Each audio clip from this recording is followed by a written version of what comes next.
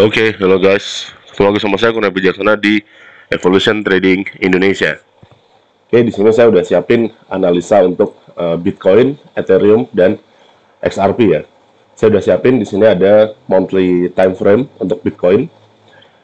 Seperti biasa, biar tahu cara berpikir saya akan coba gambar level-levelnya dulu ya. Biar tahu kira-kira kita mau kemana dan biar sistematis. Pertama saya gambar level dulu di sini. Di sini di ATH 2017 kemarin ya. Saya kasih garis warna putih aja untuk level-level di sini. Lalu berikutnya yang kita antisipasi adalah sekitaran sini ya, 13 ribuan, 13 ribu, 14 ribu. Dan yang terakhir yang kita antisipasi ada di 10 ribuan. Sekitar, sorry, bukan di situ, tapi ya sekitaran sini ya. 10 ribu lebih dikit, kurang lebih 10 ribu. Di sini yang kita antisipasi. Untuk candle bulan November kemarin masih belum terlalu bagus ya. Kita cuma bisa lihat ini ada, mungkin bisa kita bilang dia jebol dari 20 ribu ya, dari candle 1 bulan ya.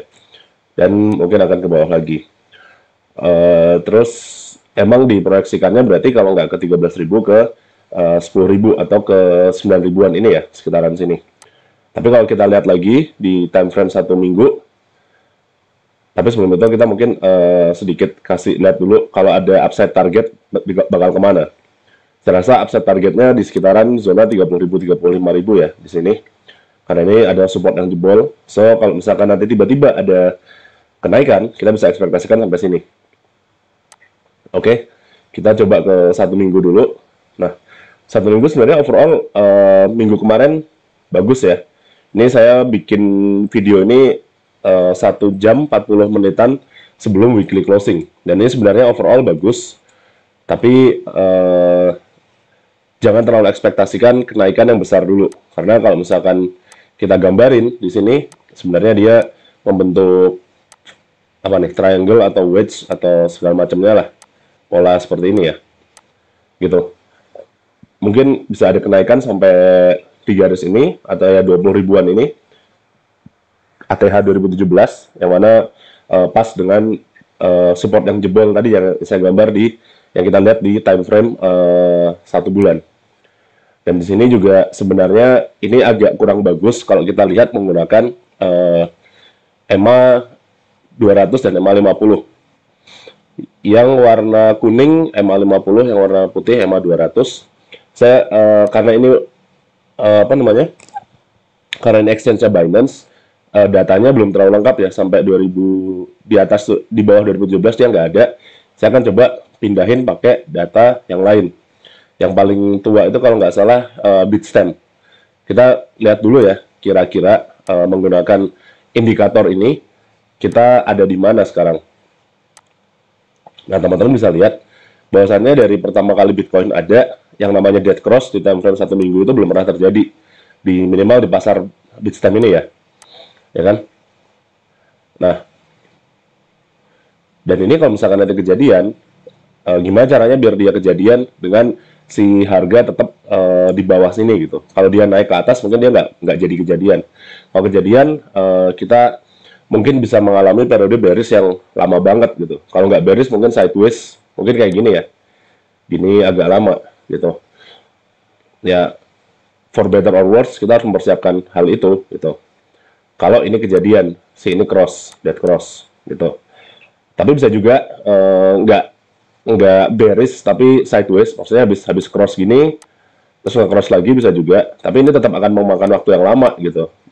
Dan karena ini kan time frame 1 minggu, mungkin ini bisa 2 tahun, 3 tahun sendiri sideways-nya, kayak gitu. Oke, kita lihat dulu aja untuk analisa minimal seminggu ke depan ya.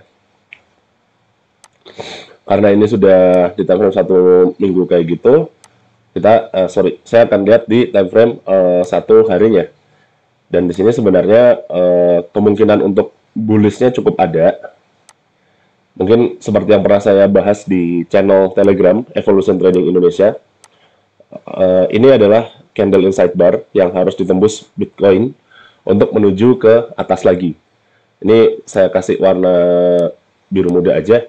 So, kalau misalkan candle ini tembus, kita punya kesempatan bisa ke atas beberapa level ya. Karena dari sini mungkin kalau teman-teman mau beli gitu, kita bisa pasang stop loss di sini. Kenapa? Karena ini adalah si low-nya, higher low-nya gitu. Jadi di bawah itu berarti udah terbukti bakal turun. Kita bisa pasang target satu di sini di 20.000. Kalau tembus dan apalagi kalau dia tembus di CMA 50, EMA 50 dengan mantep ya. Kita mungkin bisa ekspektasikan dia ngetes EMA 200-nya sampai sini mungkin seperti itu. Kalau tembus lagi ya ke target atas yang tadi saya bilang 30.000, 35.000.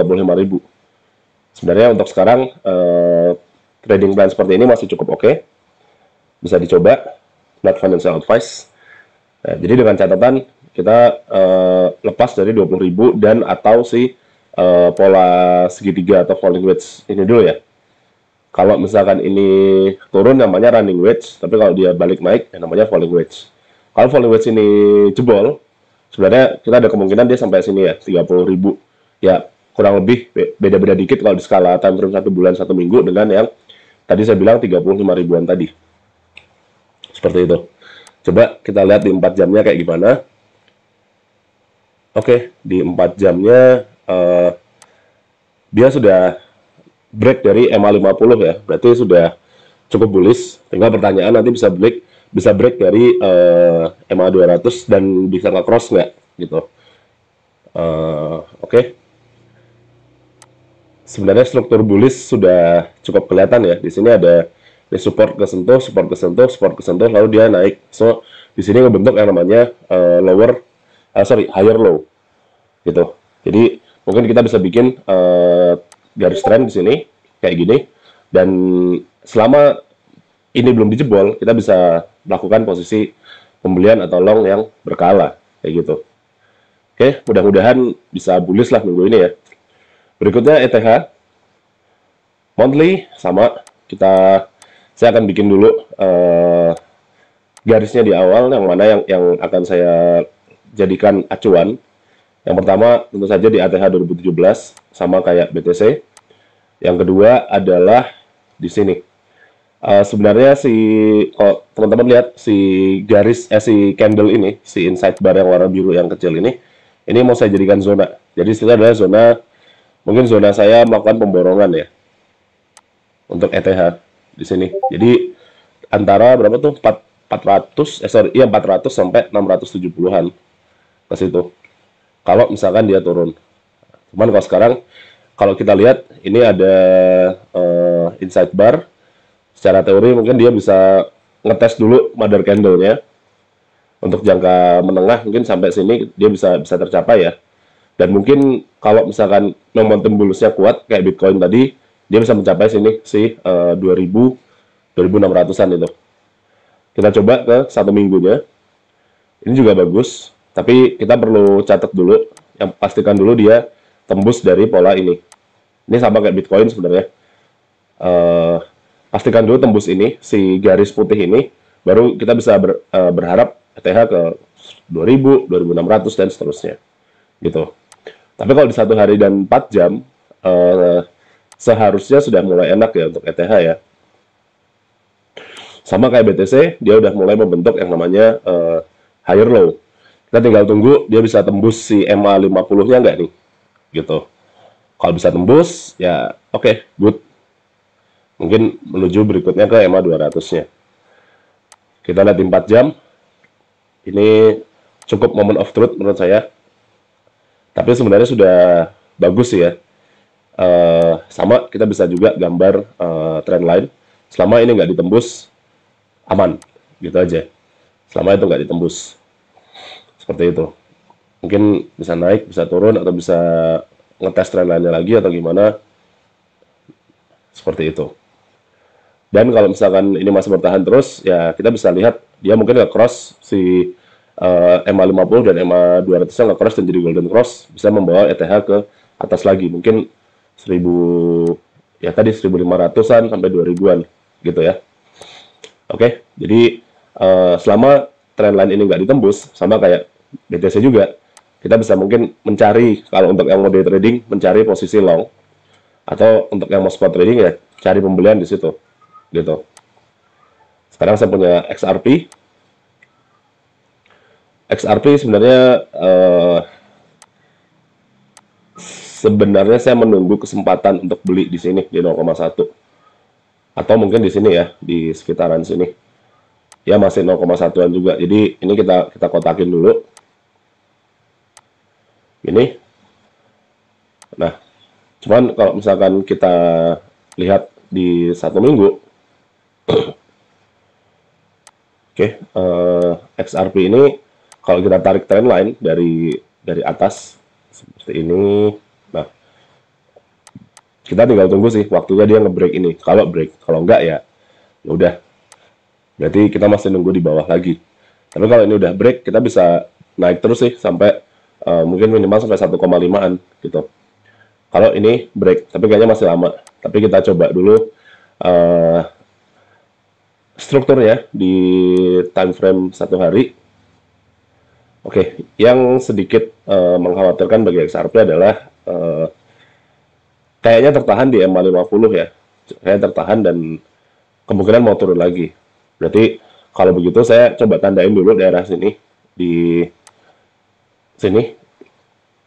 Kenapa? Karena ini sekarang membentuk support ya, atau kita tarik supportnya dari sini juga nggak apa-apa. Itu kita tunggu di support. Kalau ada pantulan, kita bisa melakukan pembelian yang cukup besar gitu. Kalau nyicil-nyicil, saya pribadi udah, tapi pembelian besar akan saya lakukan di sini. Atau kalau turun ke bawah, pastikan dulu nanti ada pantulan di sini, baru mungkin saya melakukan pembelian yang cukup besar. Nah, sekarang di 4 jamnya sendiri, oke.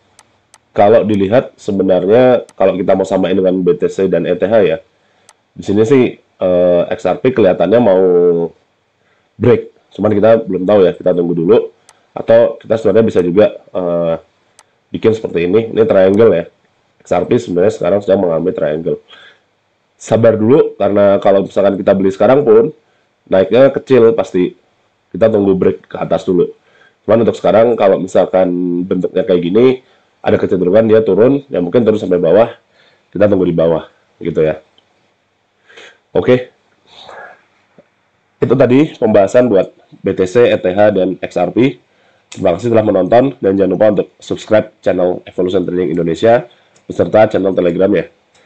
Kita jumpa lagi di video berikutnya. Terima kasih telah menonton, dan sampai jumpa.